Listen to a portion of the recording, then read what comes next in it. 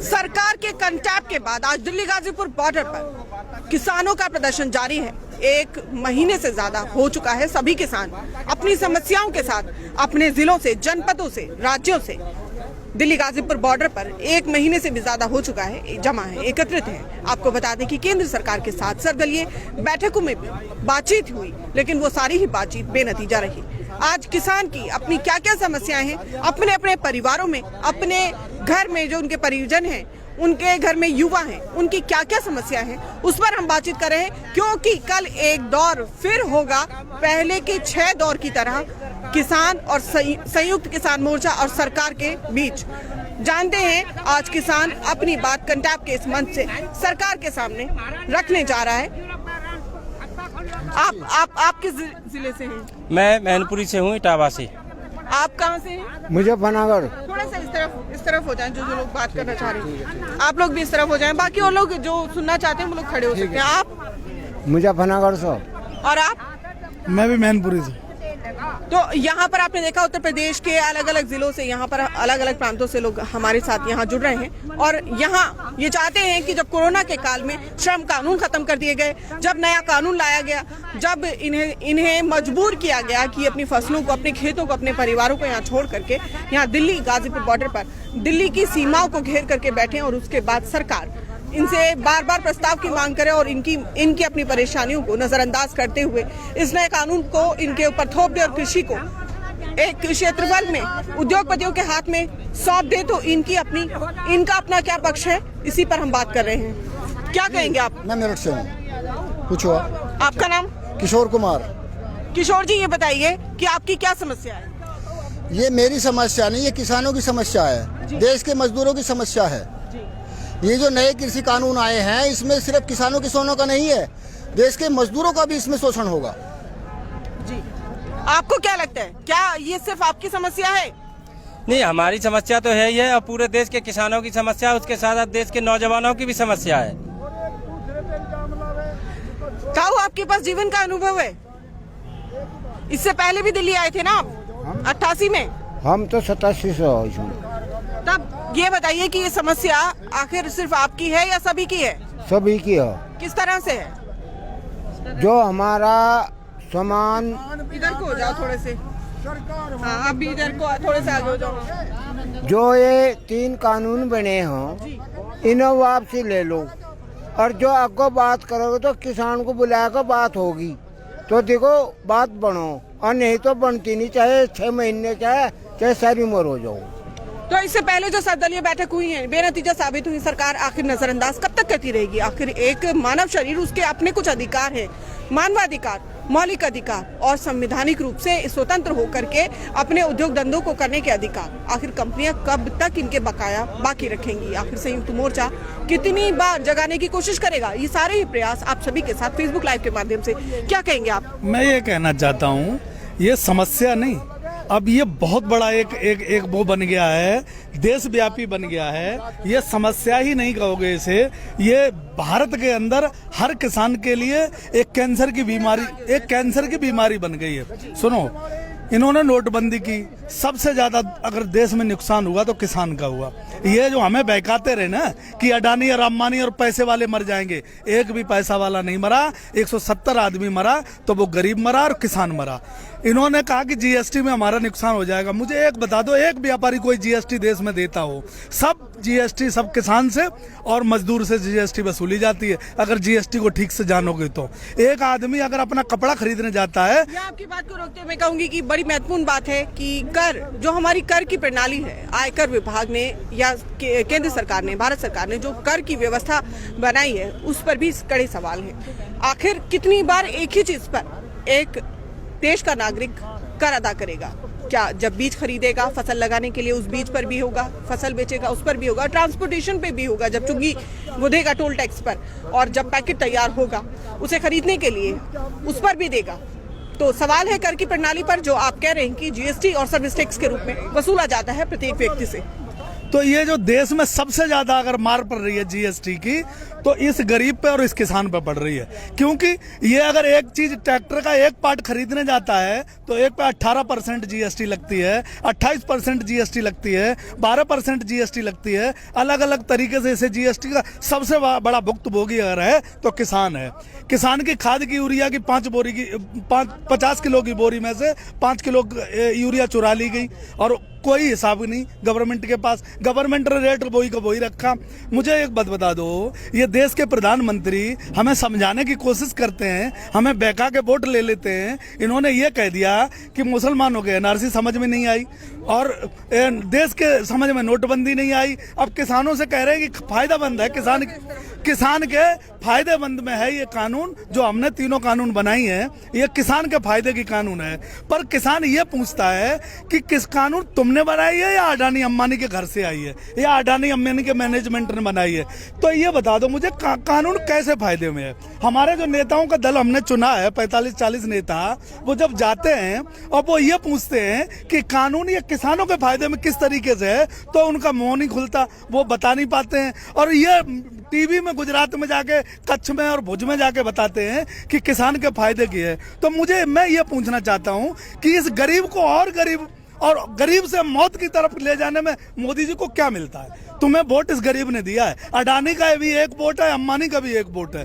तो मैं इसलिए कहता हूँ एक वोट उस गरीब का भी है जिसकी वोट की वजह से आज दिल्ली में 1 करोड़ 62 लाख रुपए प्रधानमंत्री का मंथली खर्चा है और इनका 16 रुपए खर्चा है एक किसान का। तो ये कौन सा लोकतंत्र है? प्रधान जी किस लोकतंत्र को स्थापित करना चाहते हैं? मैं ये पूछना चाहता हूँ। आज ये किसान रोड पर पड़ा है, लोकतंत्र की हम बात करते हैं और वो हमारे मोदी जी आडवाणी और अंबानी के घर से अपनी देश की सरकार चला रहे हैं, उनके दिमाग से सरकार चला रहे हैं। कौन सा अधिकारी ने वो ड्राफ्ट बनाया था किसानों के कानून का? वो एक ड्राफ्ट हमें अधिकारी का नाम बताएंगे? किस दिमाग का इस्तेमाल किया उसने? तो यहाँ फॉर्मेशन को लेकर के जिस तरह से कानून को तैयार किया गया, आनन फानन में उसे ध्वनिमत के साथ प्रस्तुत कर दिया गया और कानून का रूप दे दिया गया, मंड दिया गया। तो क्या तकिए पर चढ़ाए जाने वाले पुराने गिलाफ को जिस तरह तैयार किया जाता है बिना बाजार से जाकर के कपड़ा या उसकी जांच किए बिना कानून में और घर की पुरानी चीजों में रिसाइकिल चीजों को बनाने में कोई अंतर है या नहीं? या जनता के सवाल है, जानिए और क्या कहेंगे। तो मैं यही जानना चाहता हूँ कि प्रधानमंत्री को सब कुछ पता है। वो ये कहते हैं कि मैं गरीब माँ का बेटा हूँ, गरीब परिवार से आया हूँ, एक चाय में चीनी का रेट क्या है और चाय की पत्ती का रेट क्या है, और किसान को तुमने कब बंद कर दिया? अडानी अंबानी की कोई पैकिंग बंद नहीं हुई, लेस वालों की कोई पैकिंग बंद नहीं हुई, हल्दीराम की कोई पैकिंग बंद नहीं हुई। किसान के लिए सारे कानून लगते हैं। तुमने कोरोना काल में 5 रुपए का किसी किसान को, एक किसान का बच्चा कोई कह दे कि कोरोना काल में 5 रुपए का मांस दिया किसी किसान को? नहीं दिया। लेकिन लाखों करोड़ों अरबों रुपए किसान से वसूले गए और पुलिस का उत्पीड़न हुआ किसान के ऊपर, वो अलग। किसान की मैडम इतनी देशव्यापी परेशानी है। एक अनाउंसमेंट है, सुनते हैं क्या कह रहे हैं।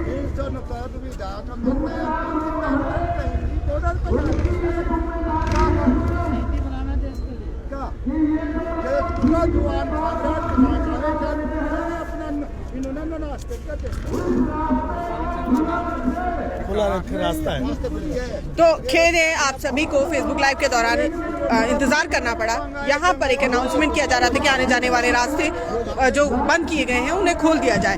तो फिलहाल दिल्ली गाजीपुर बॉर्डर पर हम बातचीत कर रहे हैं। अभी हाल ही में जो नया कानून लाया गया है उस पर किसानों का प्रदर्शन जारी है और उसमें उनकी समस्याएं क्या क्या है, केंद्र सरकार के साथ अपनी शिकायतें, लेकिन अपने परिवार में उनकी क्या समस्या है। आप कहाँ से आते हैं? पश्चिमी उत्तर प्रदेश से? पश्चिमी उत्तर प्रदेश से आता हूँ। आपके बच्चे स्कूल जाते हैं? जी हाँ, जाते हैं। आपके घर में खाना बनता है? कितने वक्त बनता है? 3 वक्त, सुबह नाश्ता, 2 वक्त खाना बनता है। जी। कितनी जमीन है आपके पास?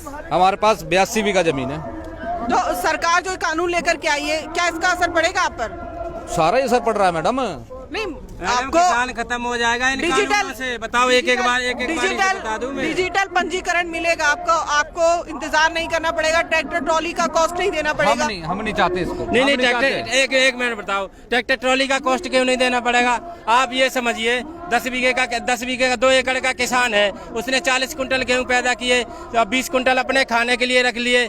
अब 20 कुंटल के लिए यहाँ तो 2000 का भाव है और मुंबई में 4000 का भाव है। भाई कैसे ले जाएगा वो 20 कुंटल? अरे 20 कुंटल से ज्यादा का तो भाड़ा लग जाएगा। मोदी जी क्यों हमको बेवकूफ बना रहे हैं? नहीं, इसमें भी क्या कोई वो कार्गो जैसी कोई सुविधा है क्या? जैसे पोस्ट कार्ड को पोस्ट कर दिया जाता है, ऐसी कोई इसमें भी कुछ सुविधा? कुछ सुविधा नहीं है मैडम इसमें। ऐसा कुछ नहीं है, ऐसा उन्होंने कुछ नहीं किया है। और जो मोदी जी ने आज तक कहा है उसका ठीक विपरीत हुआ है।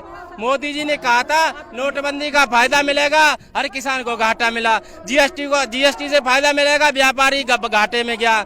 और ये कहा था नोटबंदी से आतंकवाद खत्म हो गया, 42 जवान एक साथ शहीद हो गए। आप बताइए, कह रहे थे हम देश नहीं बेचने देंगे, देश बेच लगे। हमें क्या सही मानूं? और तो और छोड़िए, उनकी जो पत्नी है जसोदा बहन ने उनके भरोसा किया था, इतना अग्नि के साथ 7 फेरे लिए थे, अरे उनको भी अधर में छोड़ दिया। तो मोदी जी पे भरोसा कौन करे? अब भरोसा करने लायक तो है ही नहीं ना मोदी जी। आप सभी को यहाँ रोकते हुए मैं ये कहूंगी कि किसी की निजी जिंदगी है। जब आपने अपना वोट अपने जिले में दिया तब ये आकलन उस समय करना था। अब गाड़ी आगे निकल चुकी है, बात बहुत आगे जा चुकी है। अब बात है कि जो नया कानून बना है उसके बाद आपके जीवन पे क्या क्या प्रभाव आ रहे हैं। हम उनकी निजी जिंदगी में मैडम नहीं जाना चाहते, बिल्कुल वाकई सही बात है आपकी है, पर अपनी जिंदगी में तो ख्याल रखेंगे हम अपना। आज हर परेशान हो रहा है किसान, यहाँ मर रहा है, रात में कुट रहा है, सारा परेशान हो रहा है, तो क्या करे वो? हाँ जी, तो बताइए क्या करा जाए? आप इतना होने के बाद आज इतना पूरा यूपी, पूरा हरियाणा, पूरा पंजाब यहाँ उतरा पड़ा है, तो ये परेशानी तो है। क्यों नहीं मानती बात को हमारी सरकार? ये आपके घर में युवा हैं? जी, थोड़ा सा आगे युवा है। तो सरकारी नौकरी में कोई भी नहीं है। सरकारी नौकरी तो उन्होंने सब बंद कर दी है, तो ठेका पर था चला दी ना पूरे देश में। अब तो संविदा पे भर्ती होगी। वो ठेकेदार और दलालों जो है, वो दलालों की, अब तो दलालों की चांदी है। कौन से स्कूल में पढ़े आपके बच्चे? हमारे बच्चे तो प्राइमरी स्कूल में पढ़े थे शुरू में, और फिर सरकारी में पढ़े। हमारे पास पैसे ही नहीं किसानों के पास होते। जो पब्लिक स्कूल है किसानों तो आपको आवाज तब नहीं उठानी थी कि आपके बच्चों को जो शिक्षा दी जा रही है वो ठीक नहीं है? नहीं, वो शिक्षा तो ठीक थी, लेकिन इन्होंने शिक्षा का बाजारीकरण कर दिया, व्यापारीकरण कर दिया। ये जितने भी इन्होंने पब्लिक स्कूल खोले हैं ये पूंजीपतियों के हैं। वहाँ आज जो अंबानी अडानी भी चले जाएंगे तो बाकी उद्योग धंधे कौन चलाएगा? इसमें मैं बताऊंगा आपका, विजय माल्या में और मुकेश अंबानी में अंतर है। विजय माल्या तो देश का 9000 करोड़ लेके भागा है, उसकी कंपनी घाटे पर होती चली गई, वो किंगफिशर वगैरह, और यहाँ के बैंक उसे लोन देते रहे। वो किस कारण से देते रहे? वो भी क्योंकि वो भी दलाली खाते रहे। ये पूरा देश दलाली पे चल रहा है और भ्रष्टाचार पे चल रहा है। विजय माल्या भगा दिया, सरकार ने भगाया, राज्यसभा मेंबर बनाया बीजेपी ने, और विजय माल्या को आज तक लेके नहीं आए। थोड़ा इस तरफ शिफ्ट होते हैं। और ये कहते हैं इस देश के नौजवानों को मारा जा रहा है। यूपी में बहुत सी फर्जी मुठभेड़ें हुई हैं, कहते हैं हम बदमाश मार रहे हैं। अगर इन्हें मारना था तो विजय माल्या को क्यों नहीं मारा? विजय माल्या कैसे भाग गया एयरपोर्ट से? सरकारी सिस्टम जिन लोगों ने भगाया उनके खिलाफ कार्रवाई क्यों नहीं हुई? जो उसके रिश्तेदार हैं उनके खिलाफ कार्रवाई क्यों नहीं हुई? ये पूंजीपतियों का संरक्षण कर रही है सरकार, किसान और मजदूरों को मार रही है, उन्हें बदमाश बता रही है। तो ये है आमजन के सवाल जो आपके सामने हैं। आपको बता दूं कि जिस तरह से किसान अपने घरों से चला है, केवल एक ही समस्या नहीं उसकी कि किसानों को इन तीनों कानूनों से परेशानी उसकी लिंचिंग से भी है, परेशानी उसकी ज्यादा कर देने से भी है, परेशानी उसके लिए बाजारों के बंद किए जाने से भी है, और भी बहुत कुछ। एक बार फिर होगी आपके साथ मुलाकात दिल्ली गाजीपुर बॉर्डर से। फिलहाल डेक्कन टैप में मेरे साथ इतना ही। अगर वीडियो और लाइव आपको पसंद आए तो उसको लाइक, सब्सक्राइब और शेयर करना ना भूलें। नमस्कार।